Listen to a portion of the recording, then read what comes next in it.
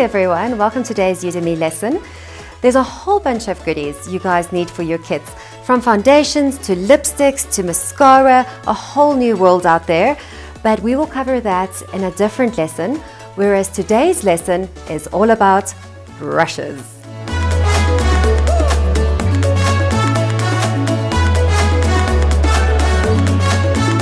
So the first thing I want to say is that I'm a professional makeup artist, so I'm used to professional brands. So your big names are Kryolan, Graftobian, Smashbox, Sephora. I'm sure this is all ringing a bell. I'm sure you've heard these names before. MAC, Inglot. So all the goodies in my kits are professional makeup brands.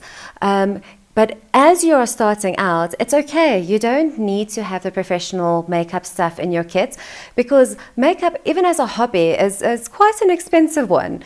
And even as a professional, it's an expensive game to be in. So it's all right if you have no-name brushes and your cheap eyeshadows. It's all right. Everybody starts off somewhere. I just want to say, because this is the makeup I use every day for location shoots, for TV productions, it is used. I did not especially go buy brand new makeup to do the course with. So please understand, some of my brushes are chipped, some of the paint is coming off, some of my eyeshadows are almost finished. So please bear with me, because this is my actual kit that I work with. So please don't expect to see all sparkling and new things, because in reality it's not going to work. So there is a whole range of different looking brushes, and I think everybody just assumes you know what brush is used for what application. I lecture on weekends. I'm a part-time lecturer, and I'm actually quite surprised to hear when my students go, okay, we've got these brushes, but now which one do I use for what? I've seen students using lip brushes for eyeliner and blush brushes for eyeshadow. I've seen the craziest things. So that's my first point of call, is I'd like to get going with brushes. The basic kit that you would need, I've actually laid out here for you. This would be your basic essentials for brushes. You don't need a million brushes. Just these few would be a starting line. The reason makeup artists tend to have a lot more brushes, as you can see I've got a few of my brushes out, is just for hygiene reasons. So if you're doing a bride and you got 8 bridesmaids lined up, you cannot use the same brush that you've used on your bride on your bridesmaids. It's unhygienic. So I always have doubles or triples. So it looks like I've got a heck of a lot of brushes, but they're actually just duplicates, so that I don't run out of brushes when I'm doing numerous faces. It's all right if you just have one basic kit. It's fine. As long as you have some brush cleaner with you and you have a gap to clean your brushes in between, that's no problem. You don't have to have an excessive amount of brushes. It's just hygiene. And as makeup artists, I think that's one thing a lot of us unfortunately do lack at times, is remembering hygiene protocols, because we get in such a rush and such a flurry with doing makeup that you sometimes forget. So you need to put steps in place to help you. For instance, one of my ideas, I use a full makeup brush with an empty, this is the top that goes over it. I have the empty one next to it. And this is just what I do. So as I'm working on a face, for instance, I use the eyeshadow brush, and I've done the eyeshadow on a person, I would put it in here, so that I know whatever lands up in the empty one is the dirty brushes. So the left of me would be the clean ones, and the right of me would be the dirty ones. That is just my way of keeping track of what's my dirty brushes and which is my clean brushes. But you can decide what works for you. This is just something over the years I've realized it works for me. So instead of having this, you could have your brush cleaner. It's your choice. I'm sure the most common brushes, I'm going to take a few out here. There are so many different sizes and shapes.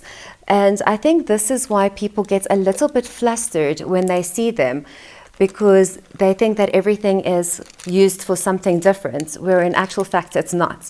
So I've just taken a few out.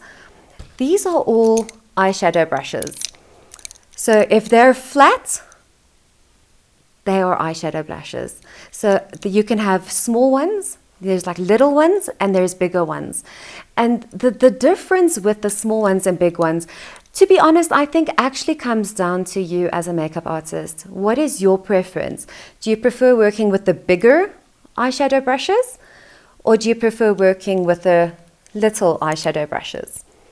So as you can see there, there's the small ones and big ones, and you can see this is well used. So my preference, I prefer working with the smaller brushes purely because I feel like I've got more control and my technique is better. Whereas you have makeup artists who prefer working with the big brushes. There's no wrong or right. Let me actually just point this out right now. As makeup artists, you'll have a lot of criticism where people go, oh, you know, when you do eyeshadow, you need to do foundation first and then the eyeshadow, or no, you mustn't do foundation, you must first do eyeshadow and then you do foundation. There's no wrong or right. As long as the end goal is right, what you're looking for, whatever you're trying to achieve, if what you achieve is correct, it doesn't matter how you get there. It's a journey. Makeup is fun. It's in the name, makeup artistry. It's an art and everybody is different. It's not paint by numbers. There's no rules. There's no analytical process to get to the end result. It's a journey. It's a destination. So it doesn't matter if you use small brushes or big black brushes. It makes no difference as long as the end result is right. That's all we're interested in. So I'd like just to let you know that, because I think a lot of people have a misunderstanding and they're very pedantic about what products and what brushes and the placements, and that's irrelevant. As long as the end product is what you were wanting to achieve, it doesn't matter how you get there. The next set of brushes I want to talk about is the fluffy ones. We're all very well aware of these beautiful ones. So as you can see, these three actually look different, but everybody just thinks they're blusher brushes, which is fine. I don't mind, and I'm sure people won't mind if you actually use all three of them to do blush. But I want to tell you the reason, not the reason, but actually what they're intended for. So this middle one here is what most people think is a blusher brush. This is actually a powder brush. It's rounded, and this is when, after you've applied your foundation and you want to apply powder, or if you want to do touch-ups, like once you do commercials or broadcasting, or even on yourself, you would use a powder brush to powder yourself after you've applied foundation or to do touch-ups. The next brush would be this one. It's a very odd-looking one. This one is actually called a polishing brush, and this is to take away the excess powder on your face or to apply some more. But if you want to use this one for a blusher brush or a powder brush as well, it's all right. It's actually okay. And then the last one you'll see is an angled brush. It's sloped, and this is intended to be a blusher brush. The reason I say that is when you take it to your face, you'll see the angle curves with your face to take it up so that you can do your blush. And that's why this was intended to be a blusher brush. But it doesn't matter. All three of these could be used for blush, or they could be used for powdering. I'm just letting you know the intent and the purpose they were originally created for. The next set of brushes I'd like to talk about are your angled brushes. So you get different sized angled brushes. I'm going to grab three over here. There's a small, a medium, and a large. Let me get them in order. So there we go. You'll see it's the small, the medium, and the large, or if you're looking from the other side, it's the large, medium, and small. So these are designed for your eyebrows and for eyeliner. So once again, people will dispute and go, the medium and the large were designed for eyebrows, and the small was designed for eyeliner. Once again, it's personal preference. If you prefer to do eyeliner with the big one, it's your choice. But as long as you stick to these being used for eyebrows and eyeliner, then you're on the right track. Please don't use them to do eyeshadow or lipstick, because then you're going to start seeing a difference. So these are for eyeliner and eyebrows. So blending brushes, I think a lot of you are familiar with the term, but you're not sure what they look like, or you've heard of it. So blending brushes, once again, come in 3 different sizes, maybe even 4. Once again, you have a small, you have a medium, and you have a large. And this is purely because of people having different size eyes. It's not one size fits all. Some people have small eyes. In that case, you'd use the small blending brush. People with medium to large eyes, you'd use the bigger blending brushes because there's a bigger surface for you to cover. So, but as long as you know these cone-looking brushes, yeah, they literally look like a cone, are for blending. And I can't tell you what a difference this makes. If there's one expensive brush I would say that you should purchase first, would be a blending brush, because these make the world of difference to your work, and it just speeds up your work and the way your eyeshadow looks at the end of the day. But when we actually start doing makeup, I'll explain what blending really is. But it's that transition of one color into another color with flawlessness. It's like a gradient that takes place. And these brushes are your go-to ones to achieve that smooth transition between colors. All right, the next brushes I want to talk about is your lipstick brushes. So a lot of people, I would assume a lot of people know what lipstick brushes look like. I'm going to grab a few, just different makes that I have over here. They all look the same. They're never real hair material. They're always synthetic. Like I said, I'm sorry, my products are used. They're always synthetic. You cannot have real hair lipstick brushes, purely because you need to clean these thoroughly. So if you had to use red lipstick on a real hairbrush, oh my goodness, the struggle is real to try and get that red lipstick out of the brush. Whereas this being synthetic, meaning plastic, it's easy to clean and to strip the brush of its color. And it's just more hygienic, because with real hair, bacteria could stick to it and you can't get rid of it.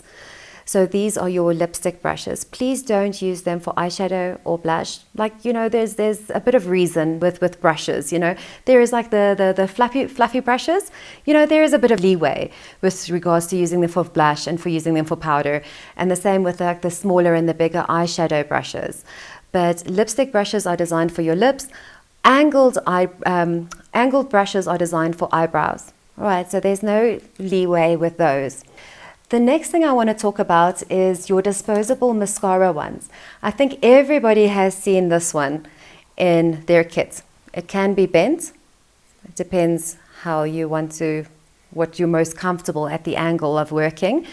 So this one is not disposable. This is a reusable one, which means you would wash the mascara out and then you'd use it on somebody else. Instead of using one like this, you could use these. As you can see, I've got a whole bunch of them. These are disposable. You use them once and you throw them away. Whereas if you get a brush like this in your kit, this means you wash it and you don't throw it away because it's part of your kit. Unless you want to. It depends how extravagant you are. But I would suggest getting a whole bunch of these, because I'm not a fan of washing mascara off brushes, and I don't think you would be either. It's flippin' messy. Right, so the reason why we use disposable mascara ones, I'm going to put this down.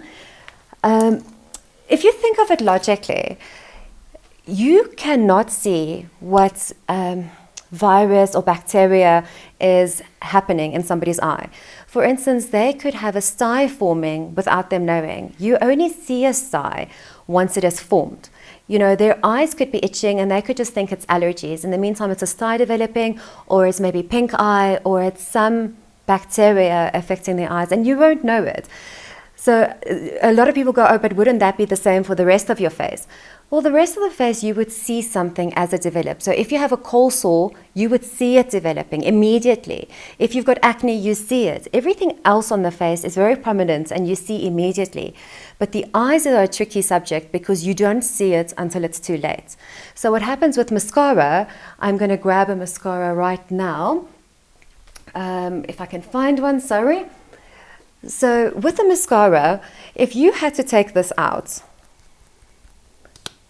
and you do somebody's eyelashes, right? They have a sty forming, or they've got pink eye forming, and they're not aware of it. That bacteria has come onto this brush with you doing their eyelashes. Now that you put this whole thing back into the container, you've literally contaminated your entire mascara. And what's worse is you're going to take it out and you're going to do mascara on their other eye, which means you've just spread the bacteria. Then to top it off, you put it back in and you do somebody else, which means you've spread the bacteria to someone else. And this is why super important not to use the standard mascara wand that comes with the mascara on people. So you need to use disposable mascara wands to avoid the spread of bacteria and any infections. But there's also no point in double dipping. So if you insert this and then do one eye, please do not put this back into the container and do the other eye, because then you could have just as well used the original wand in the first place. So you either make sure you have enough product on here to do both eyes, or you need to use two disposable mascara wands, one for each eye. All right, but please do not double dip, meaning don't put this in, take it out and put it back in. Right. So that's a bit of hygiene behind mascara wands, a two-in-one with regards to the brush and the reason behind it. The last brush I'd like to talk about is this bad boy. I think a lot of people have seen it, and I think everybody comprehends what this side of the brush is used for, and that is for your eyebrows. It's to brush and neaten up your eyebrows. But I don't think a lot of people comprehend what this side is for. And this side was intended to defrump and to brush eyelashes. So if you've put mascara on and it's clumped together and it's twisted your eyelashes together, you wait for the mascara to dry and then you use this side to comb it through. My personal opinion, I don't think it works very well. If you're in a situation where you have put on too much mascara and you find that your eyelashes are clumpy and they've stuck together, I personally would just use a disposable mascara wand. But make sure the mascara has first dried and then you comb it through with a disposable mascara wand. It works a lot better than what this was intended for. So this is for your eyebrows and this is for your eyelashes. All right, so a lot of people might have the question of what's the difference between real hair brushes and synthetic brushes? As seen here, the one on this side is your real hair, which is your sable hair, your horse hair or your goat's hair, whereas this is your synthetic. Synthetic hair brush means plastic. So this is a much better brush to use, your real hair brushes. But the only thing with real hair brushes is that they're rather expensive and not everybody can afford them initially. So once you get into it, then it's more affordable to buy the real hair brushes.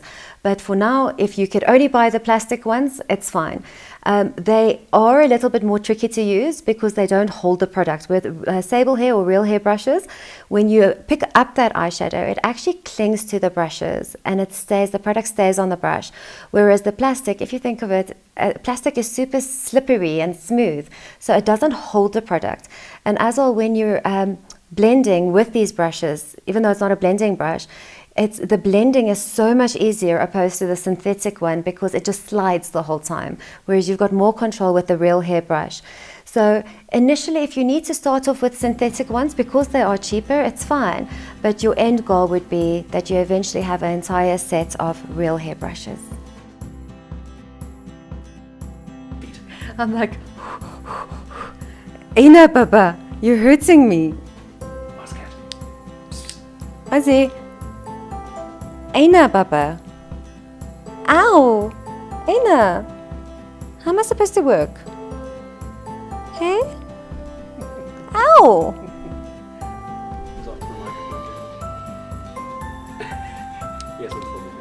Okay. Behind the scenes. Ow! Ow! No. Baba! Not the microphone. Come. Ah, come.